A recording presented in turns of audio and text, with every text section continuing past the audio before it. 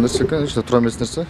Өзүнө тирүү кезинде биздин салтка дагы, биздин кыргыз элинин маданиятына да туура эмес нерсе бул нерсе албетте. Анткени тирүү кезинде өзүнө эстелик койгон нерсе бул менимче бизге өтө эле терс көрүнүш болсо керек. Анткени дегенде биздин Кыргыздын тарыхында болбогон нерсе бул. Биздин кыргыздар үчүн туура эмес, башка эл үчүн билбейм, но биздин кыргыздар үчүн аркабызда бала чакабыз, тууган туушкандарыбыз деген болгондо, анан ошон үчүн биз муну ойлогон эмеспиз буга чейин. Ошо тирүү кезинде кантип эстелик койсун өзүнө. Эртеле өлүмдү каалап аткан неме го. Меники деле туура эмес деп ойлойм. Өлгөндөн кийин деле жетишмек ал эстелик койгонго. Анын эч нерсеси жок бекен мындай кийин аркасында кое турган. Тирүү кезинде кандай тирүү адамга кошулам. Вроде обычно ставят памятники тем, которые уже, собственно говоря, упокоились, и за их подвиги, собственно говоря, ставят памятники. Ну, если человек того достоин, то, мне кажется, стоит ставить памятник. Если он даже живой. Ну, можно и так. Вообще памятник — это символ того, что в его подвигах, о их деяниях, совершенных людям, скорее всего. Но если человек достоин этого, можно, в принципе, поставить памятник. Ну, а так, в принципе, ставится тем, которые уже, собственно говоря, отошли в мир иной.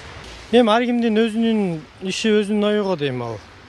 Мен ага эч нерсе айта албайм. Ну, конечно, с точки зрения этики, это не совсем это верно, тем более, если взять нашу такую древнюю нашу культуру, на которую мы опираемся, потому что, не зная свою историю, и тем более историю культуры, естественно, очень сложно смотреть, что будет впереди, правда же? Я думаю, что не совсем этично, не совсем корректно, тем более, что в нашей культуре, вот как мне кажется, как я понимаю, в отличие от других культур, надо остаться в памяти. В памяти, особенно у такого древнего народа, как наш народ, когда остается в памяти как легенда. Вот это есть память, да? Ведь от рождения человека он стремится о себе оставить память, правда же? Это, я думаю, что это вот как бы веяние времени. И, это, видимо, тоже вот одно из таких коротких мгновений, которое останется потом где-то в истории.